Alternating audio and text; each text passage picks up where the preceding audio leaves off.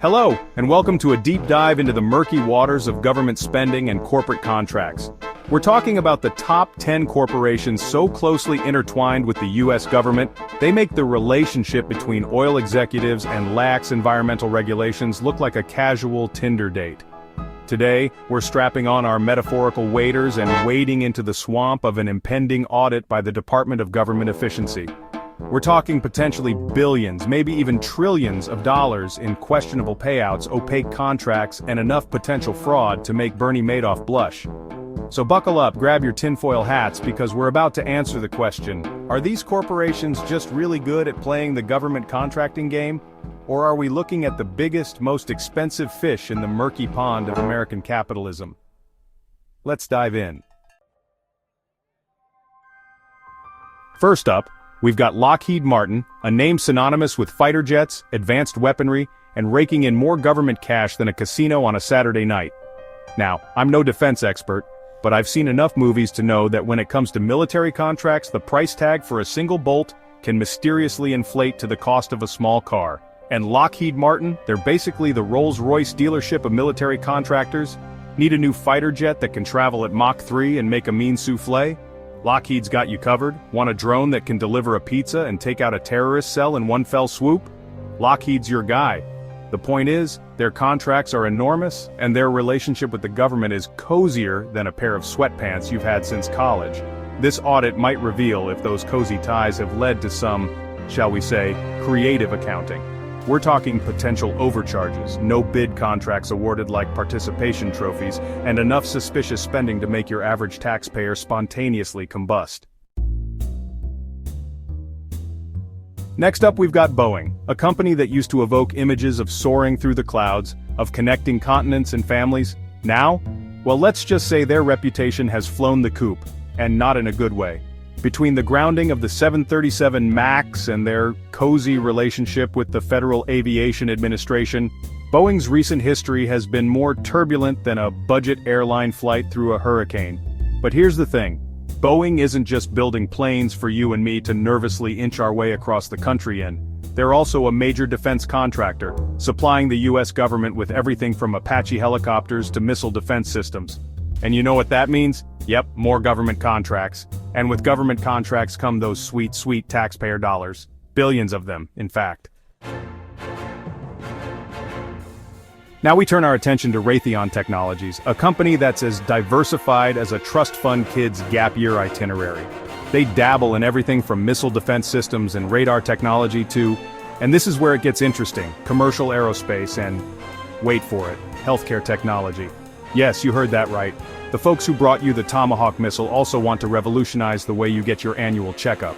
Now, I'm not saying that there's something inherently sinister about a defense contractor dipping their toes into the healthcare pool, but it does make you wonder, are they bringing the same cost-cutting measures and efficiency optimization strategies they honed in the world of military hardware to the world of medical billing? Because let's be honest, the US healthcare system could use a dose of efficiency, but probably not the kind that prioritizes shareholder profits over, saving lives. Hold on to your hats, folks, because we're marching into the heavily armored world of General Dynamics, a company that practically wrote the dictionary definition of defense contractor. We're talking tanks, submarines, armored vehicles, and enough firepower to make Rambo blush. They're like the Walmart of weaponry, except instead of everyday low prices, they offer taxpayers guaranteed high profits. Now, I'm not naive. I understand that national security is important and that sometimes you need a really, really big stick to make your point on the world stage. But when it comes to companies like General Dynamics, the line between necessary defense spending and lining the pockets of defense executives can get blurrier than a politician's stance on campaign finance reform. This audit might just reveal if General Dynamics has been using its government contracts to build a Scrooge McDuck-style vault of taxpayer money. Next up, we're venturing into the shadowy world of Northrop Grumman, a company that's about as subtle as a flying aircraft carrier. They're the brains behind the B-2 Spirit stealth bomber, a plane so stealthy it could probably sneak past airport security with a full bottle of shampoo. But the question is, Are their accounting practices just as stealthy? Now, I'm not accusing Northrop Grumman of any wrongdoing, but when you're dealing with a company that specializes in building aircraft designed to be invisible to radar, it's not unreasonable to wonder if their financial dealings are similarly designed to avoid scrutiny. Buckle up, Buttercups, because we're entering the high-stakes world of pharmaceutical distribution with McKesson Corporation, a company that's about as far from your local Walgreens as a CVS receipt is long. They're one of the largest distributors of pharmaceuticals in the U.S., responsible for getting drugs from manufacturers to hospitals, pharmacies, and, well, pretty much anywhere pills are popped, injected, or otherwise ingested. Now on the surface, there's nothing inherently scandalous about distributing pharmaceuticals. It's a vital part of the healthcare system and someone's got to do it. But when you're dealing with a company that's making billions of dollars off the sick and the desperate, it's worth asking the question: are they prioritizing profits over patients? Hold on to your insurance cards, folks, because we're diving headfirst into the murky waters of the American healthcare system with United Health Group, a company that's as synonymous with health insurance as long wait times and confusing medical bills. They're one of the largest health insurers in the U.S., with their tentacles wrapped around everything from employer-sponsored health plans to Medicare and Medicaid. Now, I don't know about you, but my experience with health insurance companies has been about as pleasant as a root canal. They're the kings of denying claims, obfuscating coverage, and generally making it as difficult as possible to get the care you need. And with United Health Group, it's not just individuals they're allegedly screwing over, it's the government too. This audit might just reveal if United Health Group has been gaming the system, taking advantage of loopholes, and generally treating taxpayer dollars like their own personal piggy bank. Are they overbilling the government for services? Are they denying claims they should be approving? Are they using their lobbying power to influence healthcare policy in ways that benefit their bottom line, even if it means higher costs for everyone else? Hold on to your tinfoil hats, folks, because we're entering the shadowy world of government contracting with Leidos Holdings, a company that's about as transparent as a black hole. They specialize in providing technology and services to, you guessed it, the government, with a focus on defense, intelligence, and cybersecurity. Basically, they're the real-life version of those shadowy government agencies you see in spy movies, except instead of saving the world from terrorists, they're saving their shareholders from low dividends. Now, I understand that national security is important and that sometimes you need to operate in the shadows to keep us safe. But when you're dealing with a company that's making billions of dollars off government contracts, it's worth asking the question: are they prioritizing secrecy over accountability? This audit might just shed some light on Leidos Holdings' dealings with the government and reveal whether they've been using their cloak of secrecy to hide questionable practices. Hold on to your PowerPoint presentations, folks, because we're entering the high-stakes world of government consulting with Booz Allen Hamilton, a company that's as synonymous with management consulting as overpriced coffee and jargon-filled presentations.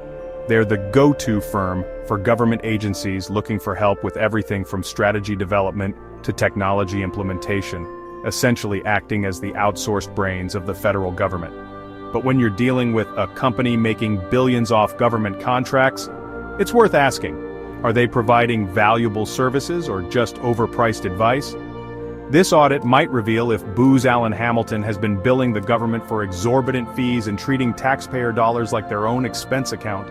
Are they charging the government $1,000 an hour for advice found on Wikipedia? Are they using their government connections to gain an unfair advantage in the private sector? With Booz Allen Hamilton's deep ties to the government, it's not unreasonable to wonder if they've been taking advantage of the system. And finally, we arrive at L3 Harris Technologies, a company that sounds like it was named by a random word generator but is actually the product of a merger between two massive defense contractors, L3 Technologies and Harris Corporation.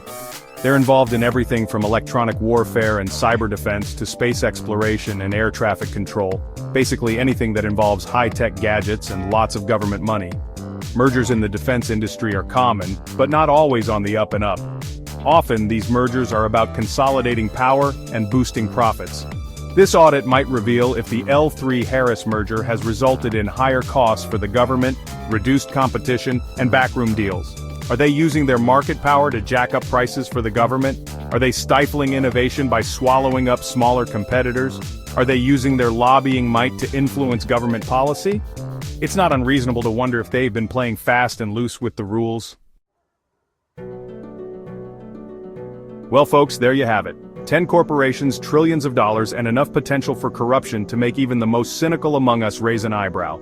Thanks for joining us on this whirlwind tour of the murky intersection between government spending and corporate greed. But this is just the beginning. The audit is underway, and the findings are sure to be explosive. We'll be following this story closely, digging deeper into the intricate connections between these corporations and the U.S. government, and exposing any wrongdoing we uncover.